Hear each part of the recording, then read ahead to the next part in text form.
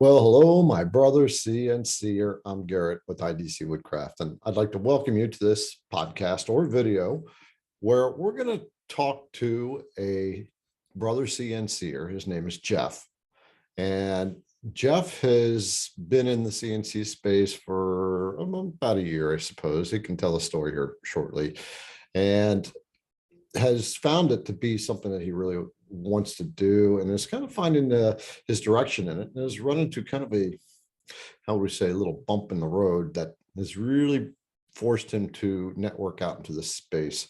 So, Jeff, I'm going to let you introduce yourself and just kind of get everybody up to speed with where you're at, so that uh, whoever's listening to this can have an idea of what this is about.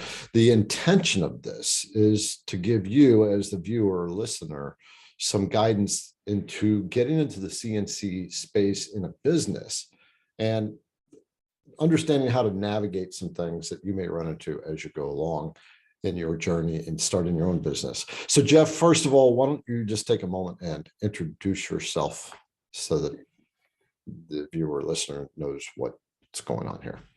Well, yeah, thank you, Garrett. My name is Jeff, and yeah, I've been dabbling in CNC for I'd say a little over a year now.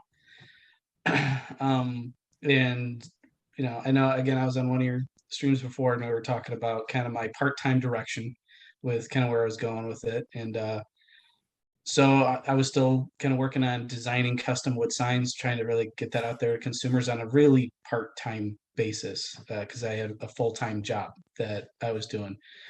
And so that was really slow. I was okay with the growth being really slow because of the fact that I did have a full-time 9 to 5. Um, and it wasn't really critical for growth at that time. So, but now I'm at a point now where I recently been let go from that job, and I've actually been looking for other just kind of regular 9 to 5s very recently within the last 2 weeks. But honestly, I've had no bites right now. So the one thing I kind of have to really try to rely on is to try to grow my business, because that's something that I have right in front of me right now. So that's kind of where I've been at. The last 3 months has been really slow business wise because I've been really consumed with my 9 to 5. So I didn't really have a ton of time to put into that to grow my business. Um, but now that's pretty much all I have right now is that time in between just filling out applications to try to get something solid. Okay, thanks for sharing that. So basically, Jeff has lost his job by no control of his own, and it's one of the things that happens from time to time, especially in the times that we're in the world today, where business has been significantly affected by COVID, inflation, and what have you. And so Jeff is one of the unfortunate victims of cutbacks. I have had the fortune of talking to Jeff for quite a while here and there to see his progress and his general attitude in life and in approaching this CNC space. With what I've gotten a feel from you, Jeff, is there's a certain pull that you have to get into this, a certain passion that you're kind of feeling with this. Am I reading you right on this? Yes, 100%. Yeah. Um, yeah, I by nature I'm a creator. I like creating. I like helping people. Um, the only part of sales that I really like, which I've been in sales for like 14 years, is that at the end result, it's to get people that are buying it to be better than where they were before they purchased the product, Mhm. or to at least be happier, to be more satisfied. And the one thing that I've really come to see with not only the really fun aspect of learning the mechanics, the software, the design process with CNC, but the end result is you have this math equation that at the end of it, you have someone who's personally affected by it. You have someone who is emotionally impacted by the product. And, I've literally had people when they gave my products as a gift, they said, "Oh yeah, my that she got something that personalized," and that's that's a huge component of why I like this business, is you're able to create art, true art, and make it a commodity, make it something that is a desire for other people, and it's something you made. So that's where my passion is with this whole business. Okay. Yep. That's you're kind of stepping into a space that I think a lot of people feel. And I want to restate what I just heard from you. And just so you know, the viewer, there's a little lag time with Jeff here. So just bear with it. It's just part of Zoom and what have you. So what I heard from you is there's this appreciation for being able to create something from nothing, from the mind, right? From someone's idea, and then to give it to them. And what is the reward for you when you do that, that maybe you don't experience in like a 9 to 5? Well, you have a lot less opportunities in a 9 to 5 with it because there's so many rules, restrictions. But when you're creating something yourself and you don't really have anyone kind of telling you how to do your work, you have that freedom to kind of make it the way that you want or the way that they want. But there's a real sense of fulfillment when you are giving someone something, even though they're paying for it. It's they're paying for you to translate what they want, what their desire is, to be concrete, to be a physical object, which to them is very important. Mhm. And how does that feel for you, that when the deal is done, you've done it, you've created something, and you Yeah, give it you to feel them, and accomplished, you feel mm, proud, you feel important, you feel needed. You like it gives it's truly a sense of like it gives me a sense of purpose to know that this is something that I can fulfill that need for people, you know? yeah, isn't that what life really is about? To find fulfillment in ourselves and to give other people fulfillment as well. Would you Yes, agree with that statement? Okay. 100%. Yeah. Okay. So that's kind of Jeff in where he's at. He's now in a position of the money has to come in, and he needs to find something to make that happen. And he's also elaborated on why is CNC routers, which is what he's specifically working with, this thing that seems to pushes buttons in a very nice way of self-expression and creativity.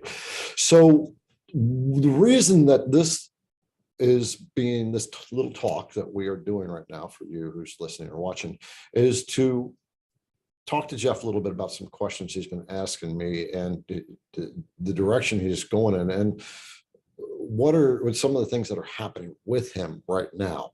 And when he communicated it to me, I felt that it was we needed to talk to help him navigate down this road to not only be able to get the business that he wants to get, but also get it at a level of loyalty from a customer. The best customer you can ever have is the customer that comes back, and the best customer is the one you've got an ongoing relationship with. So let's dive into the direction you've been heading in now, and what really connected us here for me to want to talk to you and create this content, this video for the viewer, our brother or sister CNCer. You've approached a company. Yeah. So to kind of tell you my short journey that I've had in the last couple of weeks Mhm. is at the company that I was at before, that recently let me go. I worked in a service department at a dealership, and this couple who's an owner of a business that's local to me, they make signs out of like vinyl cutouts. So they don't do any CNC routing. It's all vinyl cutters and very flat signs. But they're professional. They do the vinyl signs for like vehicles, things like that. But they do a lot of signage inside buildings, like exit signs, things like that. Um, and but we just kind of started talking repair, and I just kept it in the back of my head, like, oh, that's really cool. I shared some of my stuff, and they thought it was really cool. And they said, hey, yeah, reach out to us. I might want to do something for my own home. And so I reached out to them. I never kind of got a response with that, but I'm sure they were busy. Um, but obviously, in the position that I was at now, I'm like, probably be a good idea to talk to these people because I really don't have any other way to go right now. Nothing immediate. Um, and I was really trying to network locally with what I'm looking to do, which I'm looking to create custom signs and to sell them in my local area. So at least one facet of what I'm looking at. So I walked in there to their facility, and I basically asked to speak to the owner, and they remembered me pretty much right away. And I just introduced myself. I'm like, hey, my name is Jeff. I'm sure you remember me from the dealerships. I just kind of explained kind of what was going on, that I'm in between jobs. But this is something I'm really trying to pursue and to try to solidify if I can. So handed them my business card, and they pretty much, immediately were like, well, hey, we have products that we have to have cut out all the time. Um, and her and her husband were kind of just talking in front of me, and they're like, yeah, I mean, it'd be really great if we could have someone local do some of our CNC stuff, shapes we need to get cut out of like the laminated, aluminum plastic, or the ACM, or corrugated plastics. So they gave me like 4 sheets of the stuff, and they're like, hey, see if your machine can handle this, and cut something out, bring it back, and maybe we can work with you. So they seemed very supportive. They started their business in like a corner of an auto repair shop when they started, because they started kind of where I'm starting at now. And so they understand. So it really looks like they're trying to be supportive of local business. And that's exactly what I'm trying to do, is connect with those local businesses to see if I can make something work. And they're like, hey, no rush, just see if you can cut it, see if your machine can handle it, and get back to us. So as soon as I went home, set up my machine, researched some feeds and speeds. I asked in the entrepreneur Facebook group of like, hey, has anyone worked with ACM? What feeds and speeds, what bits have you guys used that worked for you? I got a really quick response from the entrepreneurs group, and pretty much just set up my machine with the bow flute bit with it, cut out the shape that I know that they cut regularly, and cut like butter. So, and I was really excited. So I did the same thing with the corrugated plastic. Still got to fine tune that a little bit, but I cut out those 2 shapes. I was really satisfied with the shape, and being able to quickly take a PNG and do like a photo trace, make sure the edges are smoothed out, so it's a really good general shape for it. And then this is a product where they're going to put their vinyl for the details, but it's just cutting the general shape. So as soon as I got that cut out, the next day dropped it off. The owners weren't there at the time. I think they were out with another client, but they should be back like Tuesday, so I'm sure I'll hear back from them. And we'll try to work something out. So, but yeah, so that's really exciting opportunity, and there's nothing concrete. This is just kind of the beginning talks to try to build a relationship with a local company. Okay, thank you for walking through that whole process. One of the things that I wanted to mention first, so you had already had a little established rapport with this particular person or with the company through your ex-dealership days. Yes. So they were the owners, and it was a husband and wife kind of team. And yeah, they brought in their vehicle for repair on like their van that they use for personal and business. And I just noticed the name of the company.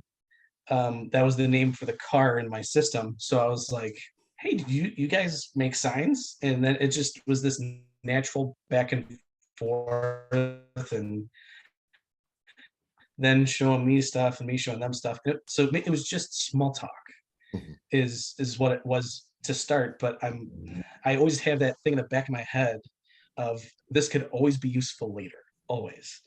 So, it's the same reason why when I was working there, I had a sign that I carved myself, where I had my name and my role out of walnut that I carved on the machine, which had really good detail because I wanted a conversation starter. I wanted something like, "Oh, that's really cool. Where'd you get that? Oh, I made that myself." To create those opportunities to express your passion, um, so that people know about it. People will remember that passionate interaction or that passionate person about that subject. Okay, you've brought up a couple of good points. Number one is there's a certain foresight that you've been operating under by, okay, I'm going to create something that's really cool and it's got a decent level of detail in it that's going to catch the eye and be a conversation starter and have that positioned in a way that it can be a conversation starter. So what I'd like to relay to you who's watching, that this whole concept of starting your own CNC business, you do want to have a little bit of foresight in what you're doing, to where you want to go, how to get yourself positioned so that you can have that network going down the road. Jeff also said something that when he noticed that sign on the car, it caught his attention, and so he retained that. It just you were aware of that moment of, oh, there's something here. And so what I want to relate to you on this note is when you get that little feeling, I want you to just take that extra second to plug it into your conscious mind that there could really be something here for down the road. In my perspective, it's God or spirit, whatever, talking to us saying, remember this one because you're going to need it later. And so this is the kind of thing that you ran into. The so the approach was really good. That the other thing is you started off a conversation in a very organic way with them, and you did something foundational that I want to press home to anyone who is getting into business.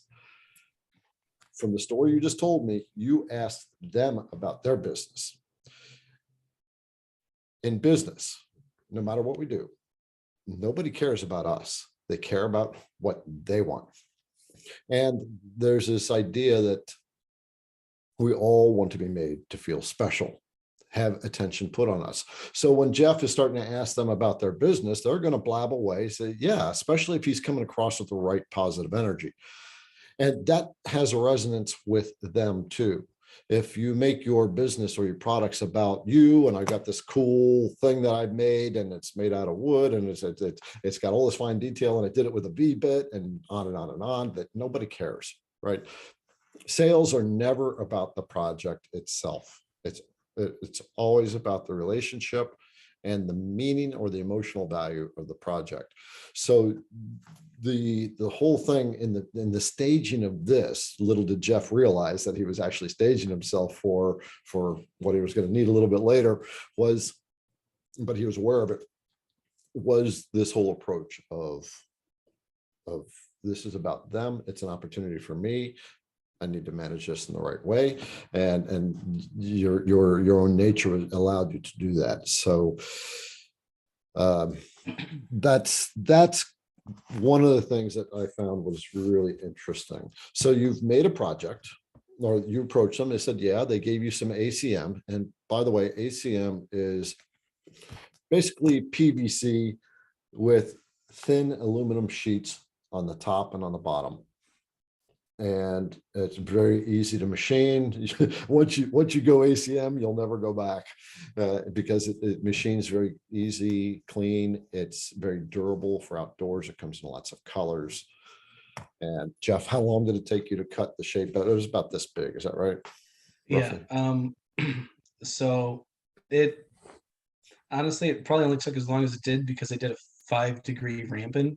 Um, but I mean, it took less than a minute to cut the single shape, under a minute for it to actually, once it was plunged, to do the full outline and done. So I just did double-sided tape, so I didn't have to worry about tabs and having to cut, because I wouldn't know how to clear out the tabs with it only being an 1/8 inch thick.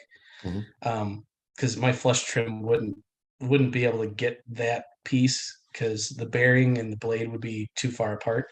Mhm. But so yeah, I just double-sided tape to hold it down so I could just blaze through it.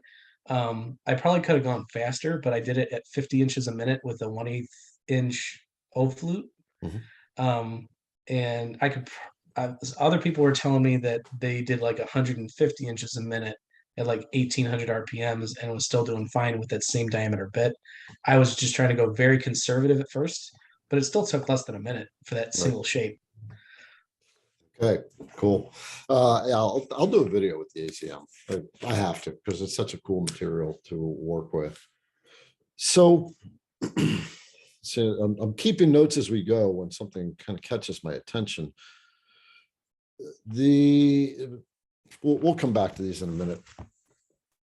So right now you're left in the position of you've dropped this thing off to them and they're Yes. not going to be back until later. One of the things that I would strongly from now on encourage you to do, or anyone else, is there's certain rules of business when it comes to doing business. One is always be in touch with the decision makers. So Jeff did approach the decision makers, the owners of the business. Bringing the project back and dropping it off, you want to come back in from now on to the decision makers. If they weren't going to be there and you knew they weren't going to be there, or if you could find out, then be there when they're there. So the conversation can take off right from there. When you say, here it is, what do you think? And they're going, oh, wow. And then you can,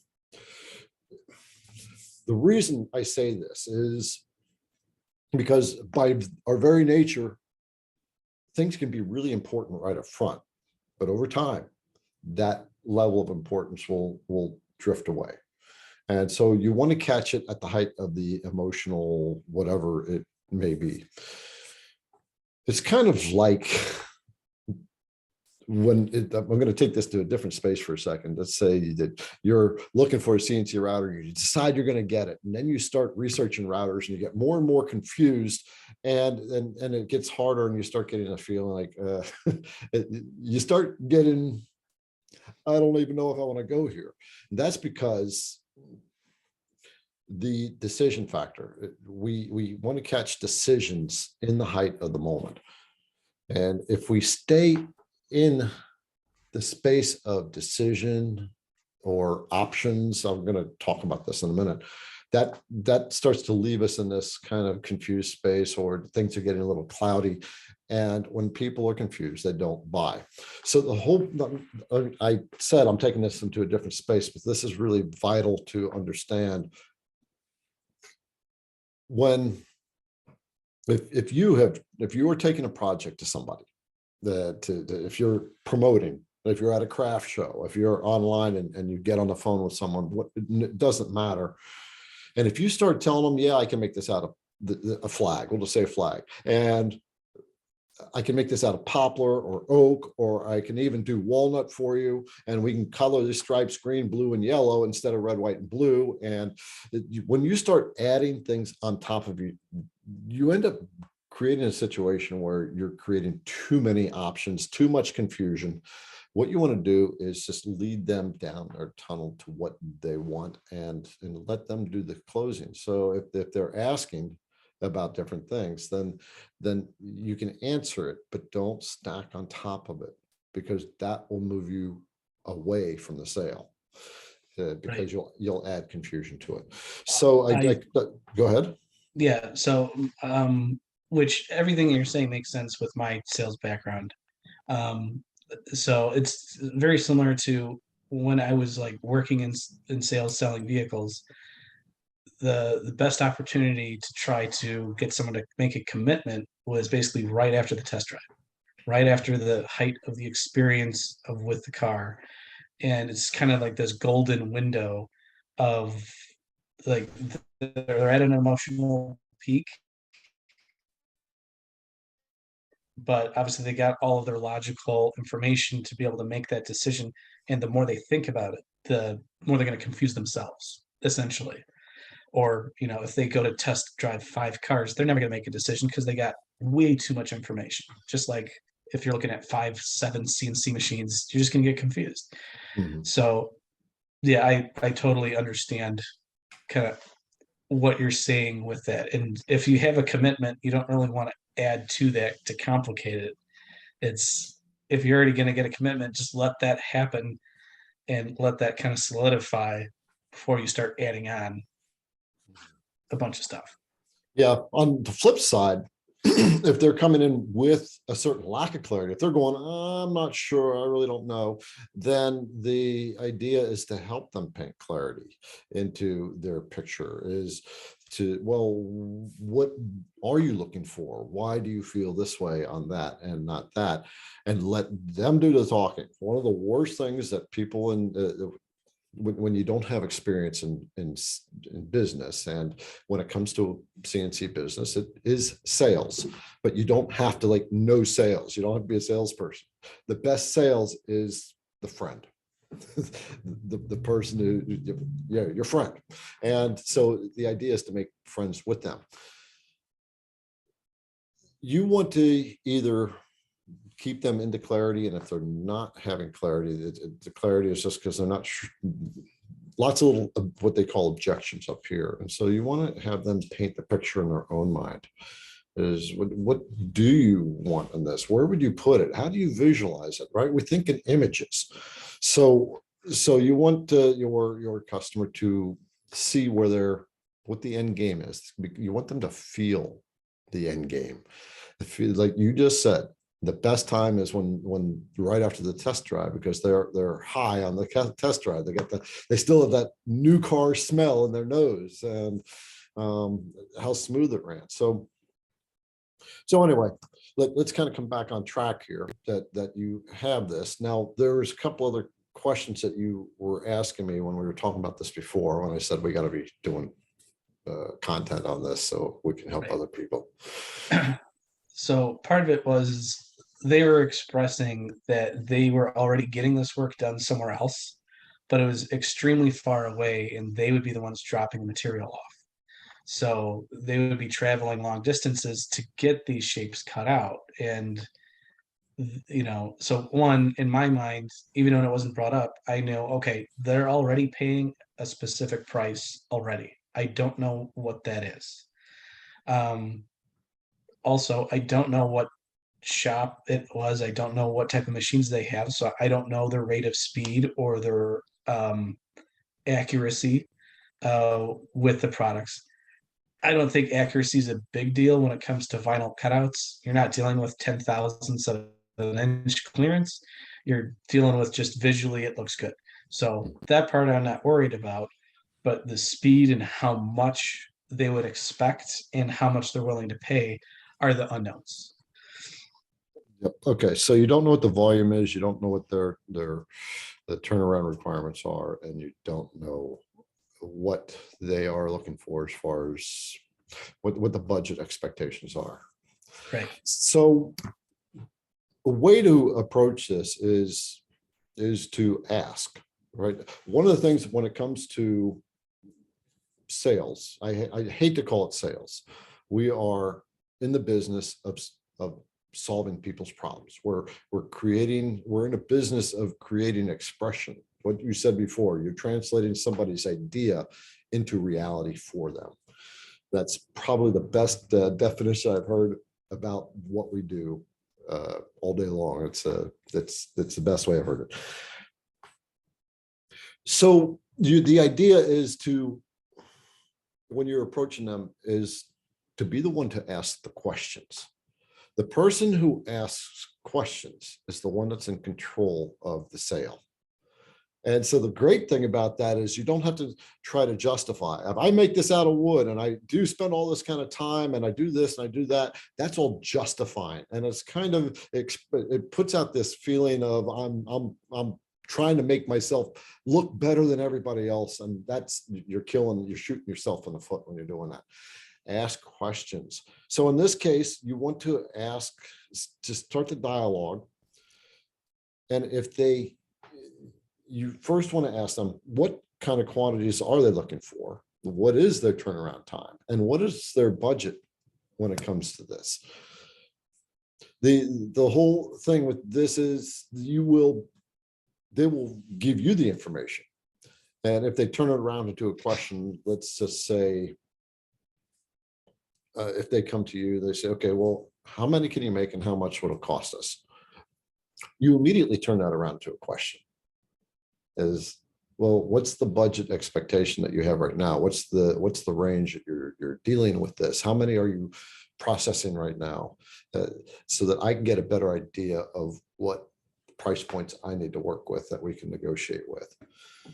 Them being in business, they are business owners and they do understand the nuances of business. Right. So you want to get in the habit of turning it around to a question. If you start coming right out with price points, then that could immediately, what you do is you're framing the whole thing. And it's too soon to frame it.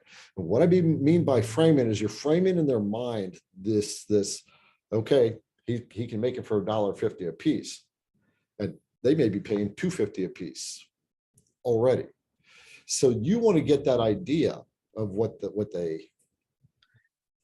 already paying for them before you insert yours, because you could be shooting yourself in the foot by losing $1 a piece. And then business is about making money. It's about negotiating deals, but it's ultimately about relationships.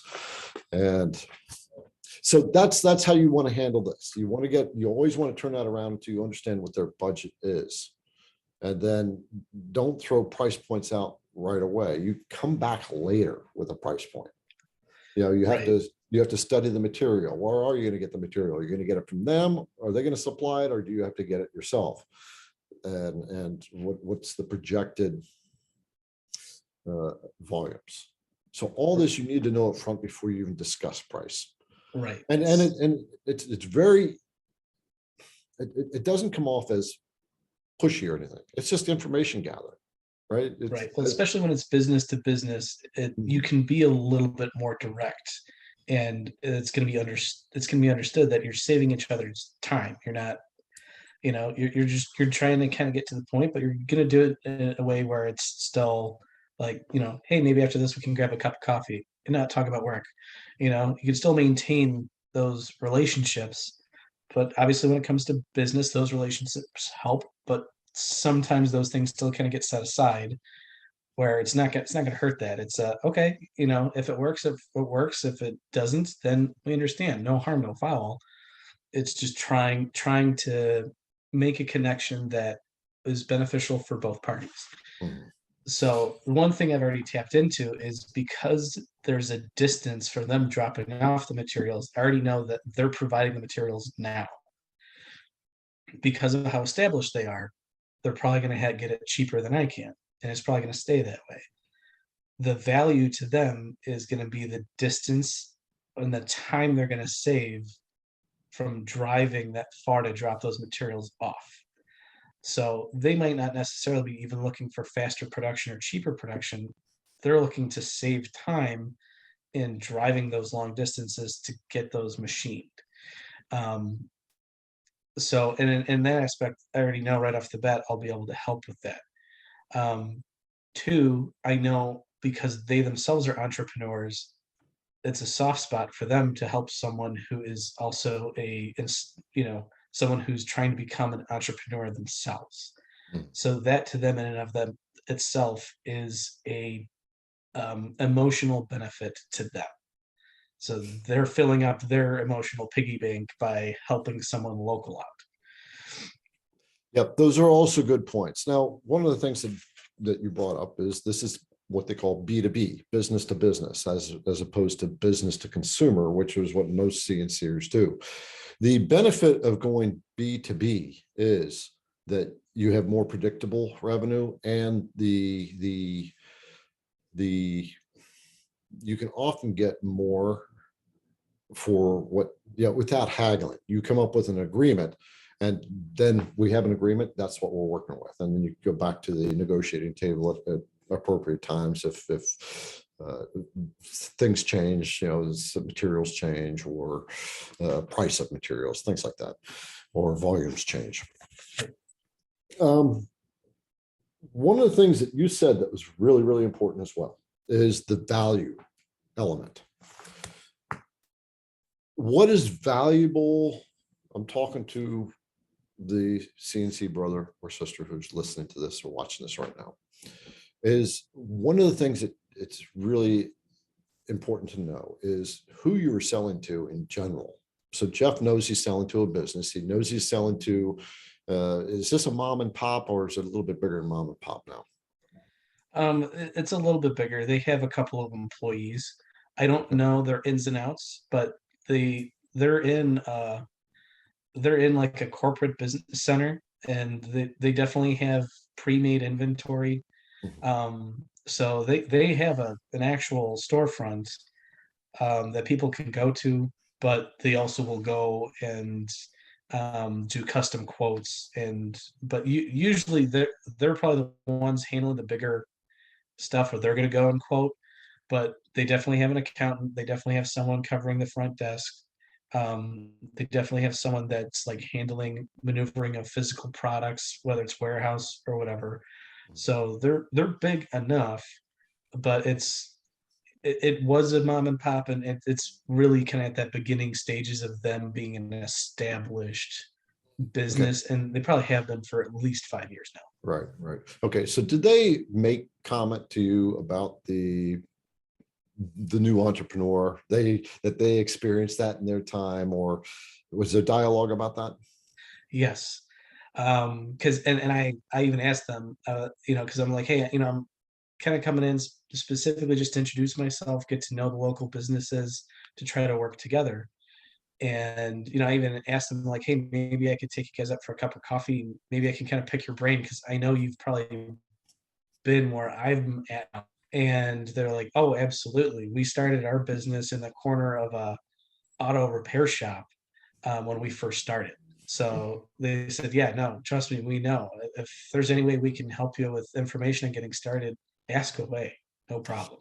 Perfect, perfect. Yep. So that's another thing that Jeff brought them into the space where they had been, where they were struggling. They were just starting out and trying to figure out the ropes, and now they're moving into a new space, more popular, or more I want to say small corporate type of space. Uh, they're, it's not so much entrepreneurial anymore as it is, this is business now. And so that's really good that you've tapped into that. This is fundamental, because when you can get your prospect, as we'll call them, to a position of nostalgia, and wow, look what, in a little small sense, that's where they what you just did with them was they just went back to where they were by engaging a type of dialogue. And there's just a certain feeling that they have of we've made it, we've made it this far, wow. And so that's an emotional journey that you took them on, so you're connecting with them in the right ways in this. So the important foundations have been set up on this whole thing to make this move in your direction. The value element is you're close. Do they have to go pick them up from wherever they get them from right now? Do they literally have to drive to get them? From what I understand, they would have to drop off the materials and they pick them up. Okay. Whereas because I'm so close, I'd be more than willing to drive, pick up some material, bring it back. I could even offer that, because I mean, we're so close Mhm. that unless it's really large material, which again, at the 30 by 30 long mill, you really only can work within 30 by 30 unless you're doing tiling, which I'm not. It doesn't look like that's really what I'd be doing. Mhm. Um, it I could clearly fit it into almost any size car, and load up, get it going, and bring the materials back. So I could add that value of you don't even need to drive. I can come pick it up. We didn't talk about that yet, but Right. that's something I have in my pocket when it comes to have that dialogue starting again. Mhm. Okay. When that dialogue is starting, you want to retain that. You've already have these little bullets that are their inconveniences. These are what they call pain points that just they're like, oh God, I got to go get those things, and then they don't want to. They're too busy doing the stuff that they want to do. And so when that dialogue comes up, you may even be able to precede this by just saying, you're 10 minutes away from me. The minute they say that, you're 10 minutes away from me. I'll just come pick it up and bring it back to you. And so that's going to light them up right there. What they're likely going to do if they decide to move forward with you is, all right, we'll try this out for a little bit. They're not going to let go of their safety net right away, Right. of what the tried and true, until you've proven yourself. And one of the things that I think is important in rapport building is an unexpected thoughtfulness that you can apply to when you're talking to somebody. So what is the common thread between you and them on a more personal level that you could play with? Well, one is, so there's a few things. So they have kids that go to the same school district that I go to. Um, one of their products that they make is actually for the school mascot, which is universal to the entire school district. So I mean, we both have kids. Obviously, mine I have a much younger daughter. They have kids that are in high school, but it's still within the same school district. Uh, two, um, again, I think it's just kind of the creator mindset, um, liking the design process, the creation process, and kind of having a passion for quality, and making sure customers are satisfied. I'm a huge, anytime I worked in a customer service role or sales role, I've always been very much about making sure that they're satisfied when they're done. And I can tell just by meeting with them too, that's very important to them as well, and having those relationships with their clients, as well, as they want them to be satisfied with their product. So I think just on a business to business, I have a lot of experience in sales, and they do themselves with their own business. So there's a lot of connecting points that I have similar experiences that they do as well. So I think those are a lot of, I think that's a lot of good connecting points that we can, have a lot of rapport with. How do you define a satisfied customer? I mean, they usually, a satisfied customer is getting more than what they expected their purchase to be. Because if their purchase is exactly what they looked for, they expected that. Usually, it's you're providing them with a little bit more added value, than what they originally expected, and that creates a very positive experience that they're going to remember going forward. Right. What You got to is set yourself apart. yeah, yes, very much so. Yeah, if you always want to take a minute to think about your customer, no matter who it is, whether it's a business owner or it's an individual, and identify something that's important to them, and come out with something that that that is that will make them resonate a little bit. For example, well, there's lots of little things you can do. A thank you card in the mail, handwritten, goes miles. It goes miles to because everything is emailed these days.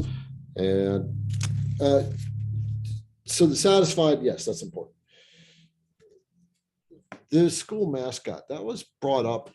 You brought that up. What's relevant to the school mascot itself?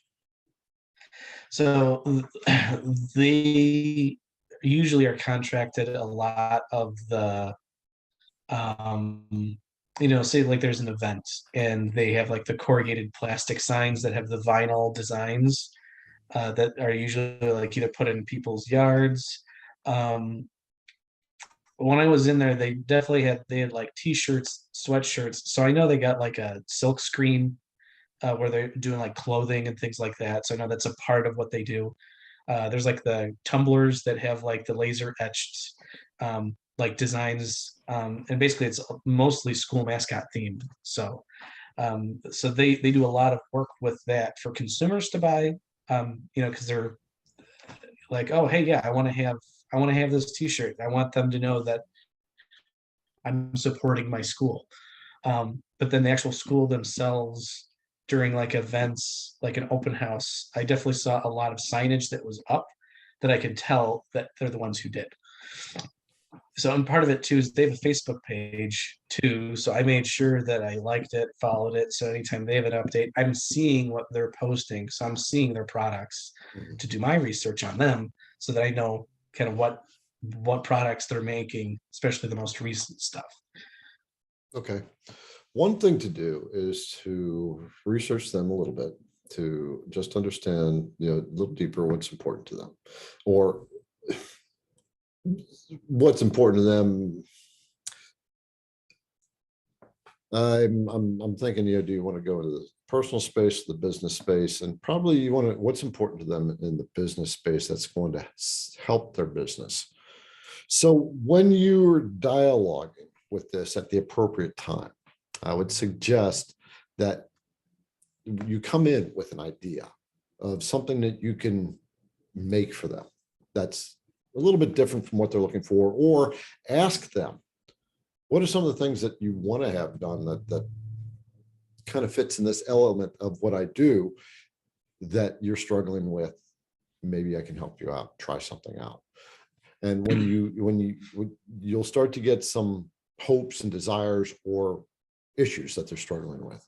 And if you can solve one of those problems and just bring it back to them and say, here's what I tried out, what do you think?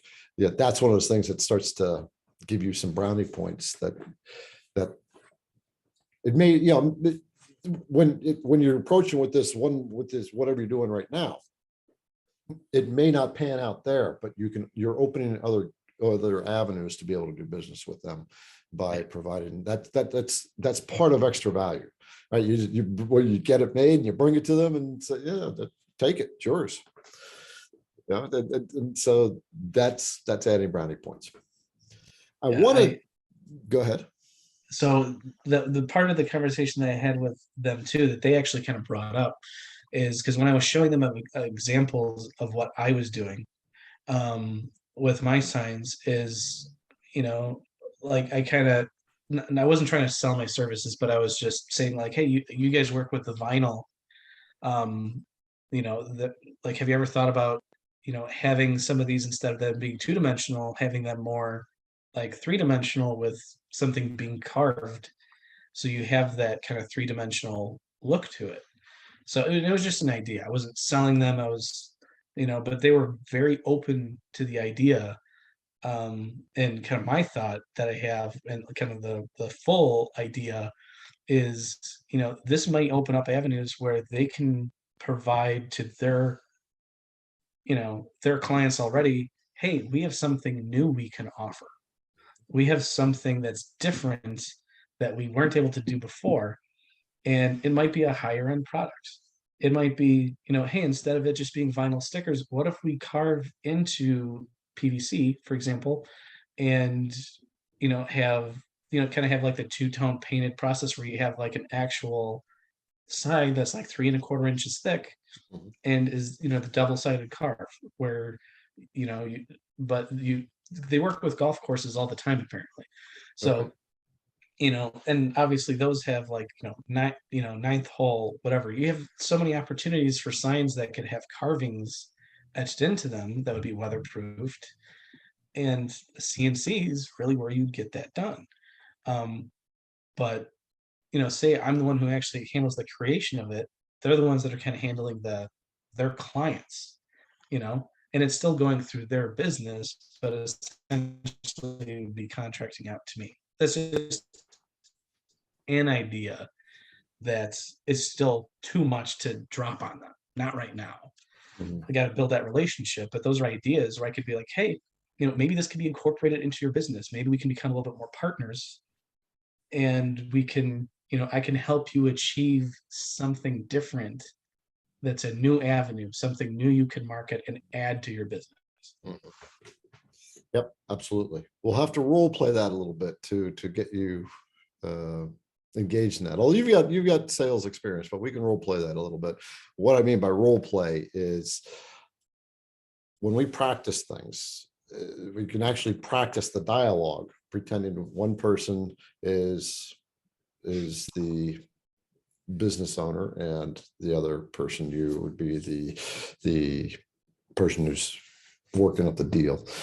And by role play, you learn about objections and what objections are. Did I explain what objections were before?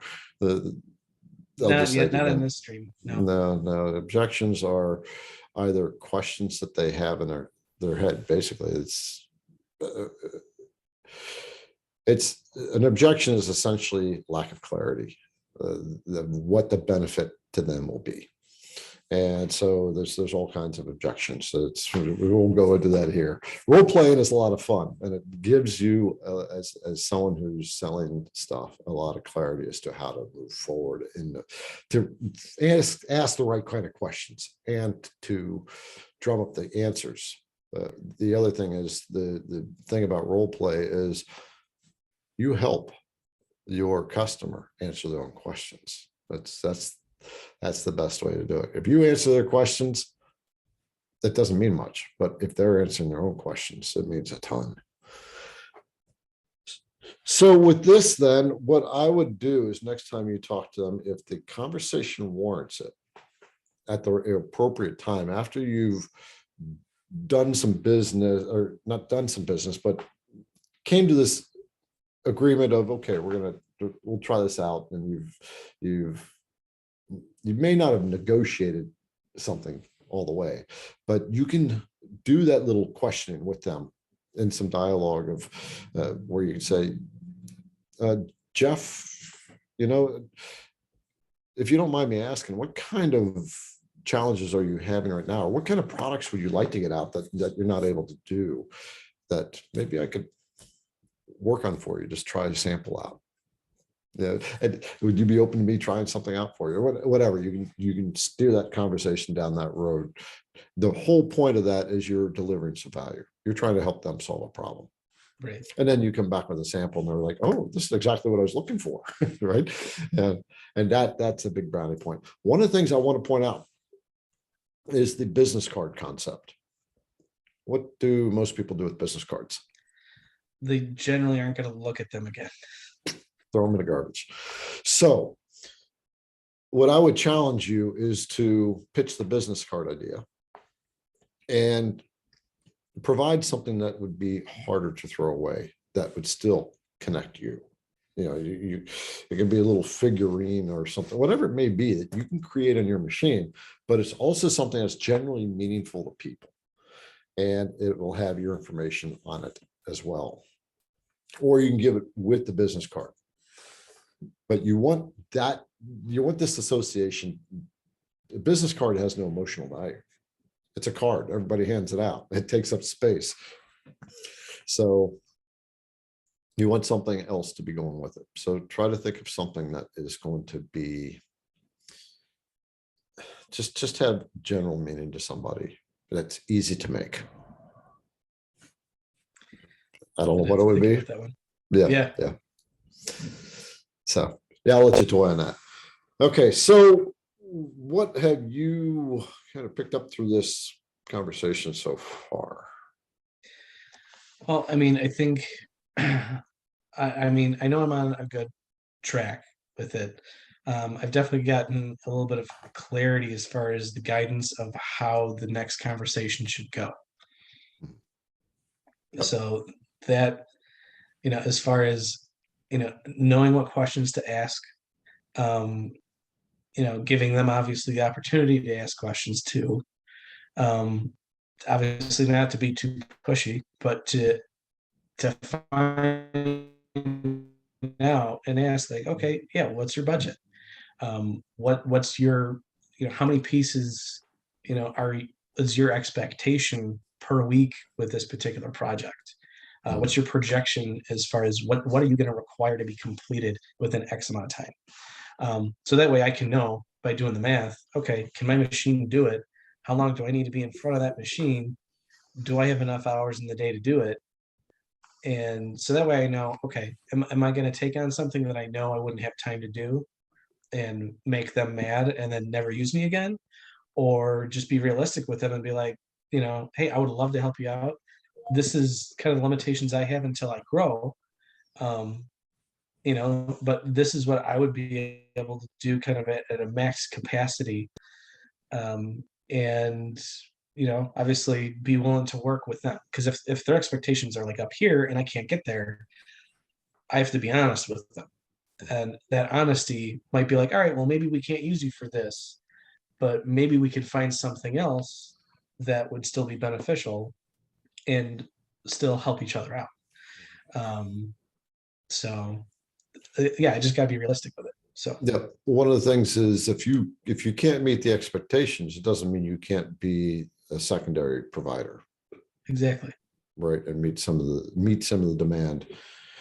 So there's one other thing I want to share with you before we end this to be aware of. There is something out there called gem theory when it comes to people. Gem, GEM, right? Like diamonds and rubies. So there are four what we'll call temperaments or personalities, primary personalities, and we all carry elements of all four of these personalities. But for most of us, we have a primary gem. And so the gem theory is we will take sapphire, ruby, pearls, and emeralds. And so the sapphire, the four, one is fun, a fun, kind of loose type of person to just stop hey man, what's going on? Yeah, that's the sapphire. There's the pearl, which the pearl is, oh, this is so soft and cushy and I just love this, right? The emerald is, give me the facts and figures, I want to know right now, and this is how I see the world. And the ruby is these are the items that represent who I am. The ruby is usually the one that's driving more expensive cars, things like that.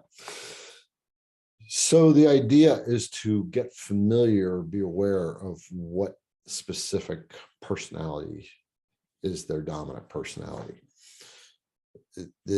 She may have a slightly different one from him. Right? The whole reason of bringing this up is if you can understand their general characteristic when it comes to this gem theory, I suggest you look it up. And if I remember, I'll put a link down in the description of the video or the podcast for you to be able to see this gem theory. Is you want to talk to them in that kind of in that space. So if you're a sapphire and I say, hey man, what's going on? Right. We can relate. We've got this underlying similar energy. If you're cut loose, if you're a pearl, you can start talking about how beautiful the mountains are at night, and watching the stars over it, and how fluffy it makes you feel, and how you really care about other people. That's the pearl. The emerald, of course, is the numbers guy, that the data cruncher, and so that's a person you give them the facts and the details. And the ruby is the one that just it's kind of an ego, more of an ego. This is who I am, right? It's a status, more status driven, I guess. It's a good way of putting it. So just be aware of that when you're going in and talking to them. I think you've already naturally have honed in on that which was one of the ways that made your conversation already very natural for them. So your gem matches theirs. I'm going to think that you're something of a pearl. More of a I pearl. think I'm I think I'm more of a combination of a pearl and an emerald. Yeah. I think because you're always going to have one that's dominant, you're going to have a secondary. I've been through these trainings before about like Yeah. the in the sales trainings that I've had that they've done this, they've had different names for it, but basically it was like there was blue, there was green, there was yellow, there was red, and red was always the same thing as with this. Is it's a fiery personality. It's I Right. want results now. You know, dominant type A, just hammer away until they get what they want. Right. Um, so I think I'm more, yeah, I'm a little bit more reserved naturally. I care about kind of what other people think, but I also really do like the data and the numbers. And if it doesn't make sense to me, then it's hard for me to sell something that doesn't make sense. If it doesn't logically make sense, it's hard for me to be behind it Right. when I'm selling. Yeah. Okay. Very, very good. So when will you talk to them again? Oh, I think we lost him for a moment. I There you am gonna try to reach out to them. Yeah, I'm gonna try to reach out to them this early next week. They might be in Monday, so I might try to get in touch with them either Monday or Tuesday. I might just even stop by Mhm. to see them in person and just to connect. Um, so, but yeah, definitely early next week for sure. I'm gonna get in touch with them um, and just kind of see where their needs are. And I know it might not be anything that's right away either. They might have to wait for a contract that they would consider, like, oh, okay, now we have this option. So I might have to wait for something like that. I know it's not going to be right away money. Mhm. It's investing for future opportunities and building those relationships. So I know I can't Yes. press into that and be like, hey, give me work right now. But it's more so, yeah, hey, do you have any immediate needs? If not, I'll just, I'll touch base with you in a week and see where you're at. Mhm. And don't be afraid to ask for, if they know other people. If you have enough rapport built, they know your situation. Don't be afraid to ask, Right. right? So, The other references.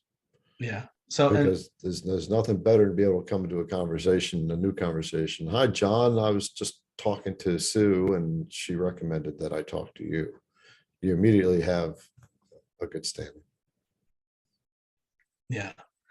So, and then I don't know if you want me to go into kind of what my other kind of goals have been with like realtor closing signs and some of the other components. I don't know if you want to talk about that now or Um, I think we've been talking a little over an hour now, or just about an hour. So I think we can, well, is this something you want to address now? I mean, I do because I think that's going to be my next. I think that's going to be my next kind of direct income avenue. Um, this is what is going to build kind of my company's foundation and what I'm trying to press. Okay, now let's leave this for another conversation. Okay, Yep. totally understand. Yep. Because this goes back to the clarity thing. If we start dumping a completely different topic out into content space, now we're bringing in two different things. That one of the foundations and when it comes to creating videos and podcasts is pick a subject and stay in a subject. So this one is about how we're going to navigate this particular relationship that you've built and what's the proper way to do this. So we'll leave it at that one, and then the next one we'll talk about that one. That's not as urgent as far as I know you want to get the business going, but right now the urgency is getting the dollars coming in the door. Yes. Yeah. All right. With that, then, is there any parting words you'd like to give whoever's listening to this or watching this, one of our brothers CNCers or sister CNCers? Yeah, I mean, I guess one thing I've seen with doing this is like without if I didn't get into this hobby, I wouldn't really have anything else to kind of fall back on other than having to get a 9 to 5. This gives me actually a lot of hope being in the city. And this is giving me an opportunity to see, like, hey, let's see if this has legs. Let's see if this can stand up. And I'm hopeful. So um, yeah, a little bit of scary times right now, but it's I'm excited in the same sense. So um, I mean, I think that can add some value to other people's situations, regardless of where they're at too. That this is something that is giving me something else other than me just having to find another job. Mhm. That's a really good point to paint. That buying the CNC router, when you got into it, you bought it because you wanted to make a set of speakers for your dad. Yeah. And little did you realize you were going to start making sales with it. So there really wasn't a question of the idea that you're going to buy it for business. You bought it because you wanted to solve this desire. And it has created a space, like you just said, for something to fall back on. You didn't even realize it, but now it's like, oh, I got this. Let's now we really have to work with this. Where I want to go with this whole kind of concept that you just brought up is, I know that sometimes we get afraid to dive into certain things because inside we don't really know if it's going to work for us. In this case, I know there are potential brother and sister CNCers out there who have their eyeballs on it, but in somewhere inside they don't trust themselves, either that they can make a go of it as a business, or they just don't trust themselves because they don't understand computers, or just think it's too techy and things like that. And one of the things I want to relay on that is, as people, we need challenge to keep us motivated. We need something to conquer. And when we lose that ability to conquer something, where we just lose our I'm not sure the word to use, is just that desire to learn something new, to take on a new challenge, life kind of flatlines. It kind of becomes boring, and boring sucks, right? We're either growing, which is we're learning, we're taking on new challenges, or we're just dying. Really, it's that if we don't have things, this is just my personal perspective, but I'm just talking to the person who's thinking about this CNC world.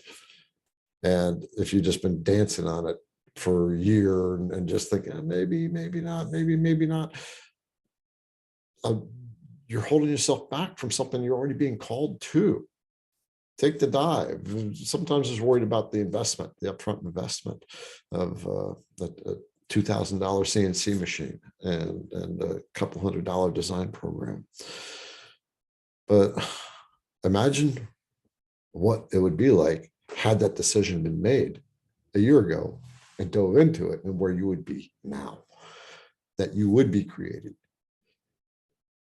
The worst enemy in life is procrastination, because when we feel like we're being called to something and we allow ourselves to hold back because I don't have the money, or I'm afraid to learn, we kind of lock ourselves in this position of indecision and this quiet stress. And for me, I can say kind of a quiet desperation to want change, but being too afraid to dive into that to see if I can get there. So very different little dialogue, but that's where I come from and when I'm doing what I do to teach CNC machines and to guide people into the business. And so I thank you, Jeff, for taking some time to share your journey and be able to talk about it, and being humble enough to talk about it and be willing to explore the different ways to approach this journey. I want you to succeed in this. Everybody's got the potential to do it. We just have to learn how to do it and do it the right way. And when we do that, we can have a very happy, successful business and actually do really well in CNC. It just takes a little bit of time, and we have to build the skill, but we have to take the plunge. Yep. Yeah. Okay, with that, Jeff, thank you. And we're going to check out of this. And until next time, we'll do this other dialogue to talk about this broader vision, to build the vision for your business, get clarity on the direction you're going to go. So, all right, say goodbye, Jeff, and we're going to All check right. out. Have a good one. Thanks.